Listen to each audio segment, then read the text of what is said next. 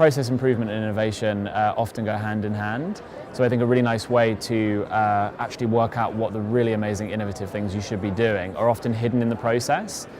So in terms of working with customers on a day-to-day basis, on the challenges that your people are facing on a day-to-day basis, I think it's often the solutions in there become those massive innovations that then you can scale up and really change the business. So I think there's a really interesting tension between business and technology because there's a human element in everything. And I think a lot of the times you see where technology really doesn't work is where it doesn't encounter or think about the human factor whatsoever. I think the best, if you look at a company like Uber, public relations nightmare, they never actually consider what the psychological human impact is going to be. I think when you can keep the customer, I love Amazon's mantra of keep the customer at the center of everything and really try and understand what's going in their head, I think that's a way to really get around that issue of the technology becoming the focus. So I get a lot of companies saying to me, I don't want to be Ubered, and they're really scared of a disruptor coming in tomorrow, next week. They've had no preparation whatsoever, and suddenly an entire business line in their organization is gone.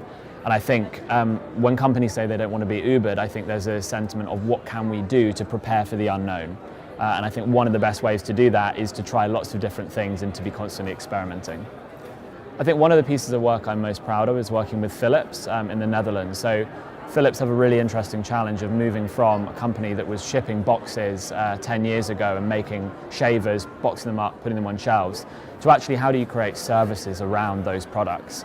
And one of the things that I did for them was actually design a program whereby everyone in Philips could be upskilled to understand what building a service and building technology propositions around their core offering actually was. And now, as part of their sort of projects going forward, they're really embedding that in everything they do. They've just launched a great product called OneBlade, which has, they did it in a way with Lean Startup. They've got a whole load of services built around it. So I'm really proud of that mindset shift at Philips.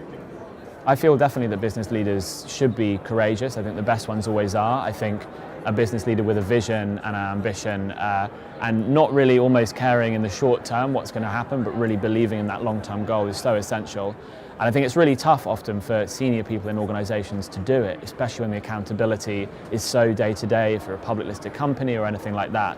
I think where bravery is used, it's incredibly effective. And I think that's where what really motivates me is helping those people be able to be brave. I think when you've got a methodology and an understanding of technology in a certain way, even if some of the stuff doesn't work, if you've got that rooted methodology and examples and case studies where you know it's worked before, you can be equipped to sort of damage control when inevitably it won't go exactly right. And I think enabling people to do that is what I'm passionate about. For me, it all comes down to the mix between psychology and technology. I think it's someone who has an understanding of process, and an engineer often, that engineering mindset. If you go to an Amazon fulfillment center, you can see it's like an engineer's paradise because it's just these amazing sort of whirling boxes everywhere and everything's optimized. But I think there's also a sense of, in terms of when you're improving a process, what you should do needs that human element, and you need to really be able to understand why you're doing what you're doing and how people interact with the process you're creating. So I'd say that it's the magic combination of someone who really gets people but also is able to have an almost hacking and engineering mentality to get the job done. So I think events like this are so important because it enables first people to get together who are facing similar challenges. So I think a lot of what I hear in closed rooms is people going, we're so far behind the competition, we've got no idea about this stuff.